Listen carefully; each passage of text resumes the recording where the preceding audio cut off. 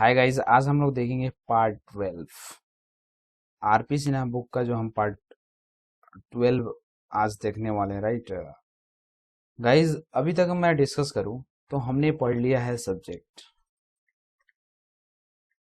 फिर हमने पढ़ लिया है वर्ब, फिर हमने पढ़ लिया है वॉइस। राइट, ये तीनों, एक, दो और ये तीन, हमने तीन चीज कंप्लीट कर ली है। और चौथा हमने ये भी पढ़ लिया है कॉजेटिव वर्ब। राइट, हमने कॉजेटिव वर्ब भी देख लिया है। तो हमने देखा क्या, हमने ये देखा कि ये जो सेंटेंसेस है ना, ये जो सेंटेंसेस है, इसमें हमने देखा कि जो हमारा सब्जेक्ट है ना, वो डूअर का काम कर रहा है, यानी वो एक्शन को परफॉर्म कर रहा है। ठीक है, काम करने वाले को इस सब्जेक्ट के। वर्ब में हमने देखा कि जो एक्शन हो रहा है वो हो रहा है। वॉइस में हमने देखा यहाँ पर जो सब्जेक्ट था ना, वो क्या कर रहा था, एक्शन को रिसीव कर रहा था। राइट, एक्शन को रिसीव कर रहा था। लेकिन अगर हम कॉजेटिव वर्ब की बात करें, ये क्या करता है, एक्शन, एक्शन जो होता है वो है हमारा वर्ब। राइट, हमने सब्जेक्ट के रूप देखे, वर्ब के रूप देखे, वॉइस के अलग अलग फॉर्म देखे, active sentence and passive sentence. और हमने ये देखा कि यहाँ का जो सब्जेक्ट है वो एक्शन को रिसीव कर रहा था या सफर कर रहा था, उस काम को झेल रहा था। बट हमने यहाँ देखा, यहाँ पर जो हमारा सब्जेक्ट है ना, वो कर रहा था, वो ना ही तो काम कर रहा था, ठीक है, कोई काम नहीं कर रहा था, लेकिन किसी काम को करवाने का वो एक कॉज बन रहा था, कोई कारण बन रहा था। अब वो कारण अलग अलग हो सकते हैं, हो सकता है वो कारण किसी को आप परमिट या अलाउ करते हैं, परमिट या अलाउ करके कारण बन जा रहे हैं, या फिर किसी को कोई बात के लिए मोटिवेट कर दे रहे हैं तो वो काम करने लग रहा है, या फिर आप किसी को कुछ पे कर रहे हैं, पेड कर रहे हैं, है ना, कुछ करने के लिए, तो ये क्या है, या फिर किसी को फोर्स कर रहे हैं, तो ये क्या है, कॉज बन रहे हैं आप किसी ना किसी तरह से कोई काम करवाने के लिए।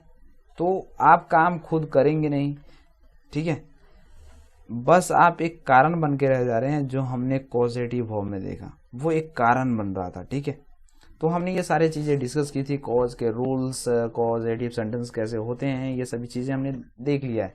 कॉजेटिव के एक्टिव एंड पैसिव सेंटेंस हमने सारे रूल्स देख लिए हैं। ये सारे रूल्स भाई गवर्नमेंट एग्जाम में भी पूछे जाते हैं।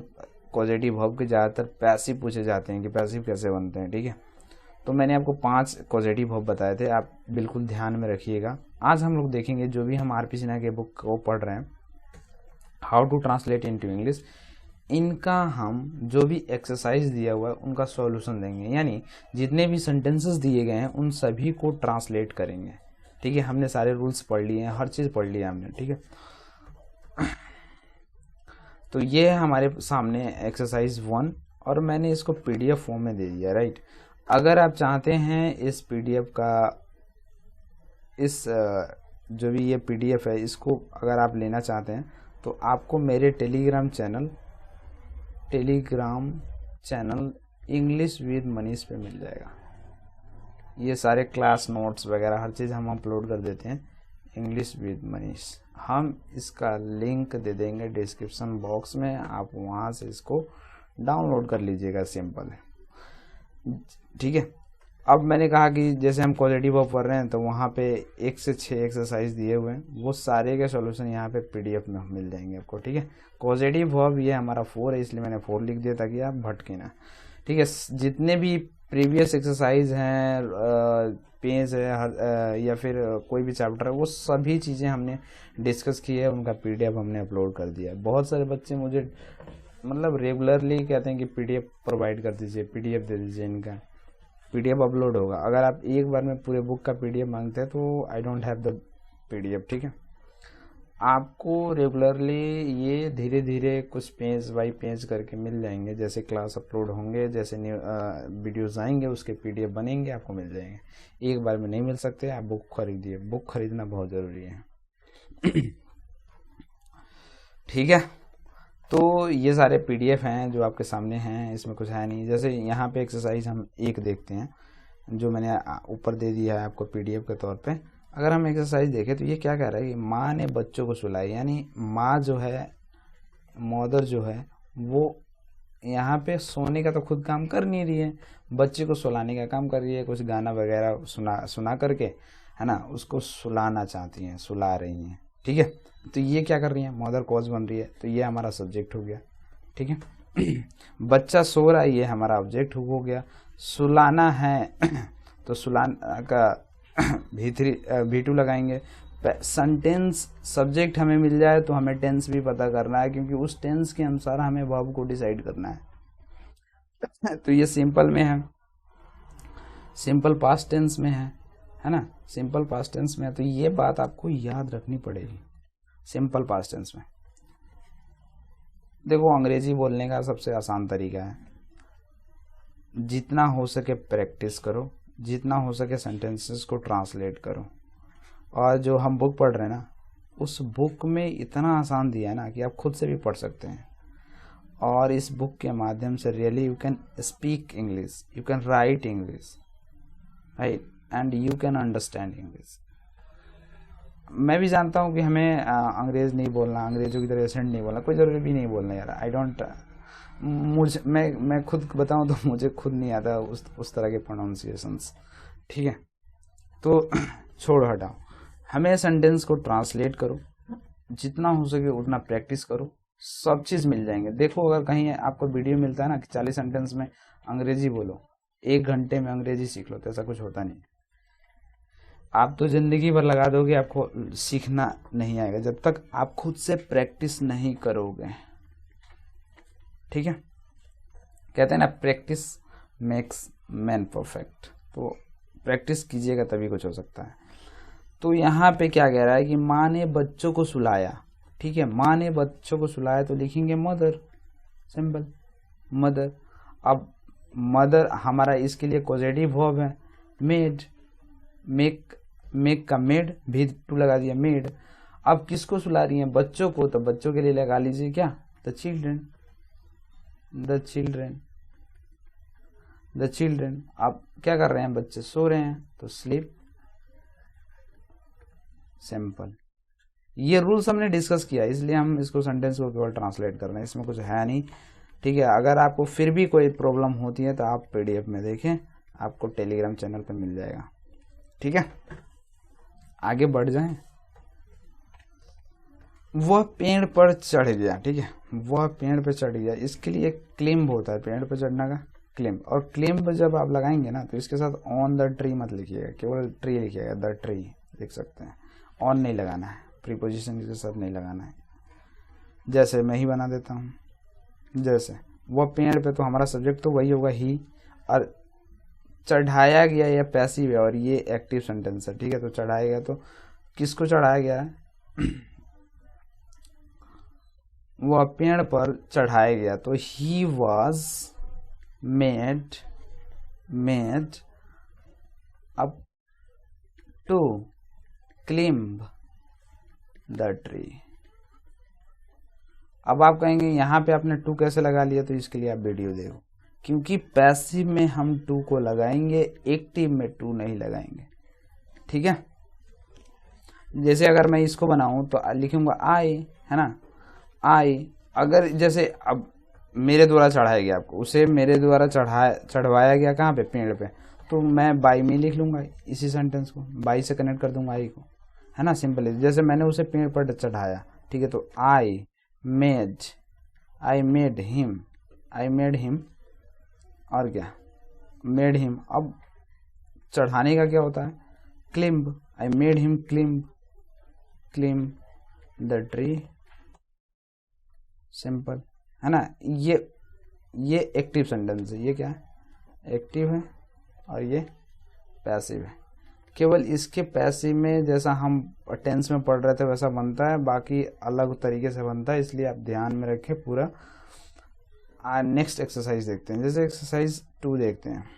उसने भिखारियों को खिलवाया। अब हम यहाँ पे उसने भिखारियों को खिलवाया, ना ही तो ये भिखारियों को खिलाने का काम कर रहा है, ठीक है, बस ये क्या कर रहा है, कॉज बन रहा है ना। तो होना सेंटेंस क्या चाहिए था कि ही, और खिलवाया यानी V2 लगना चाहिए। तो गेट का क्या होता है, गॉट। ये सारे स्ट्रक्चर मैंने आपको बता दिए हैं कि जब भी हमें कॉजेटिव वर्ब यूज करना है तो उसके पहले हमारा सब्जेक्ट होगा, उसके बाद कॉजेटिव वर्ब होगा, उसके बाद ऑब्जेक्ट होगा, उसके बाद क्या होगा, उसके बाद वर्ब होगा। अब वर्ब कभी 2 + V1 होगा या कभी पास्ट पार्टिसिपल होगा, यानी वर्ब का थर्ड फॉर्म होगा। ये मैंने स्ट्रक्चर आपको बता दिया, बहुत बढ़िया तरीके से हम इसको डिस्कस किए थे इन सारे सेंटेंसेस को। वहाँ पे अगर आप देखेंगे उदाहरण लेकर के तो बहुत आसान था। तो ही गॉट, अच्छा क्या कर रहा था बेगर्स को, अच्छा मैं ना क्या है कि मैं ये जो यहाँ पे आप एक मिनट रुको दिखाता हूँ।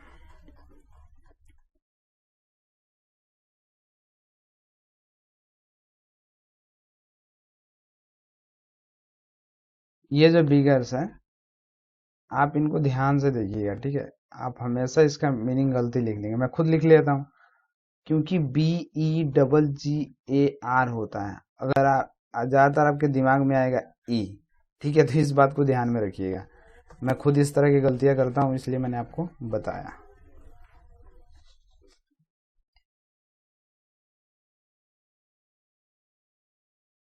तो क्या होगा, द बेगर्स। अब खिलाना का क्या होता है, फीड होता है खिलाना का, तो इसका भीतरी होगा क्या, फेड।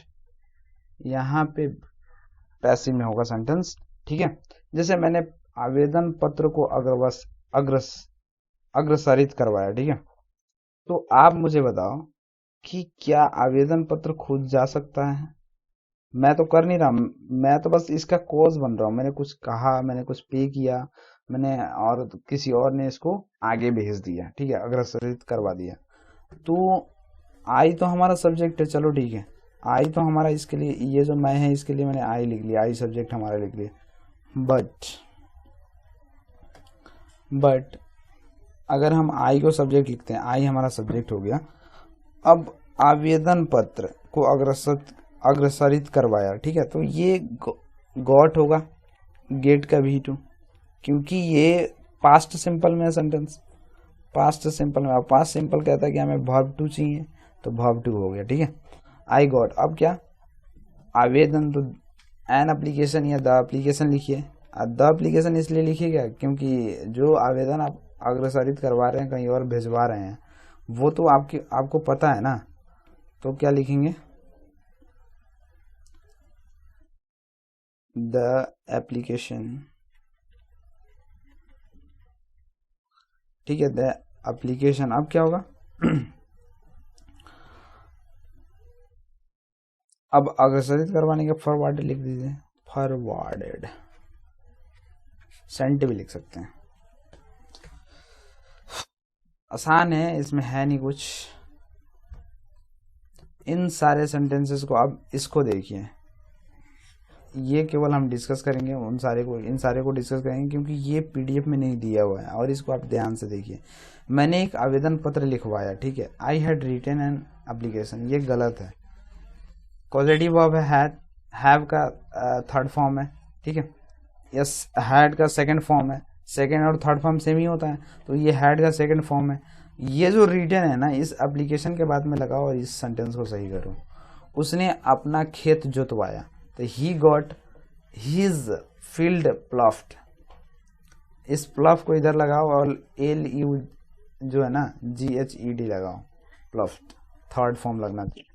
मैंने फसलों को पटवाया, ठीक है, I had irrigate the crops, but ये जो इधर होना चाहिए क्रॉप्स, और इस इरिगेट को इरिगेटेड बना दो, इरिगेटेड, ठीक है। उसने पेड़ लगवाए, ही गॉट ट्रीज प्लांटेड लिख दो, ठीक है। मैंने रेडियो मरम्मत करवाई, आप खुद किए नहीं, रेडियो खुद मरम्मत हो नहीं सकती, ये किसी और के द्वारा करवाया गया है, ठीक है, किया गया है। तो आई हैड, ठीक है, आई हैड या आई गॉड भी लिख सकते हैं। ये जो द रेडियो है ना, इसको यहाँ पे रखो रिपेयर की जगह, और इसको यहाँ पे रख दो और इसको रिपेयर्ड बना दो। ठीक है, चलो ये कहानी खत्म होती है, जल्दी से इसको खत्म करते हैं। अब जैसे यहाँ पे अगर आप देख लें एक्सरसाइज 4, तो वह मुझे पिटवा सकता है या वह मुझे पिटवा सकता था। अगर मैं इन सारे सेंटेंसेस को ट्रांसलेट करना सिंपल है, क्योंकि हम रूल डिस्कस कर चुके हैं, उसमें है नहीं। जो चीज़ आप ऊपर ट्रांसलेट किए थे ना, उसी बस कैन हैव टेंस को चेंज करते रहना है, मॉडल्स को चेंज करते रहना है। ये जो एक्सरसाइज 3 था, जैसे वो मुझे पिटवा सकता है, राइट, यहाँ पे देख लेते हैं। तो ही कैन हैव या गेट मी बीटन, ठीक है, ओके। वो मुझे पिटवा सकता था, वो मुझे पिटवा सकता था, तो he could have get me beaten. अब देखो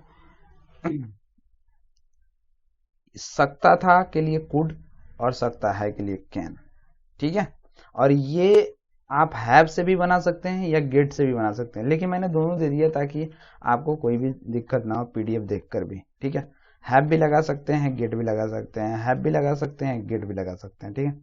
बात वही है कॉजेटिव वर्ब को बनाने का, लेकिन आप हैव से भी बना सकते हैं और गेट से भी बना सकते हैं। अब देखिए आगे की सेंटेंसेस अगर हम देखें, एक्सरसाइज अगर हम 5 देखें, एक्सरसाइज 5, तो इसमें दिया है कि उसे बच्चों को पढ़वाना चाहिए, ठीक है। तो ही शुड हैव या गेट द चिल्ड्रन टॉट, ठीक है। हैव हमारा मेन वर्ब है, मैं कह रहा हूँ क्या क्या, और गेट हमारा यहाँ पे मेन वर्ब है, ठीक है, यानी पॉजिटिव वर्ब है। और यहाँ पे अगर आप देखिए उसे बच्चों को पढ़वाना चाहिए था, तो यहाँ पे लिखा गया है कि he should have got the children taught. अब ये जो शुड हैव है ना, शुड हैव ये हेल्पिंग वर्ब है, ये पूरा शुड हैव जो होता है, ये शुड हैव ये पूरा हेल्पिंग वर्ब है, ये दोनों मिलकर के, ठीक है। इसके बाद ये गॉट आया है पॉजिटिव, आप गॉट की जगह हैड भी लगा सकते हैं, ठीक है। मैंने आगे लिख भी दिया होगा कहीं पे, यही डिस्कस करना था, इसमें कुछ डिस्कस करना नहीं है। हाँ, जैसे मैंने यहाँ पे लिख दिया है कि got had the book printed, ठीक है। गॉट इसकी जगह हैड भी लिख सकते हैं, ठीक है। चलिए आगे बढ़ते हैं, सेंटेंस में कुछ है नहीं।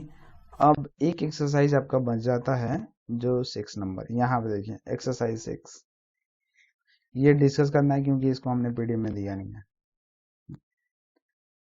चलो क्लास का फिर कोई मतलब ही नहीं होता, सारे चीज पीडीएफ मिल जाते तो, है ना, इसलिए हम आपको यहाँ पे बताएंगे। जैसे ही वॉज मेड टू सिंग, अब यहाँ पे कह रहा है कि put a tick by the right words. अब देखो जब हम पैसिव बनाते हैं ना, मेक जो हमारा कॉजेटिव वर्ब है, अगर हम इसके साथ एक्टिव सेंटेंस में विदाउट टू लिखते हैं, जो भी हमारा वर्ब आएगा, ठीक है, वो विदाउट टू होगा, ठीक है। लेकिन जब पैसिव की बात करें, पैसिव की, तो वो टू के साथ आएगा, ठीक है, इन्फिनेटिव के साथ आएगा, ठीक है। तो ही मेड अस लाफ, तो यहाँ पे लाफ नहीं होना चाहिए, टू लाफ होना चाहिए, और यहाँ पे ये टू सिंग सही है। जैसे कह रहा है कि सी गॉट हिम हंग या हैंग्ड। अब मुझे बताओ, मैंने थर्ड गॉट हिम, उसने फांसी पे लटकवा दिया, उसने उसे फांसी पे लटकवा दिया।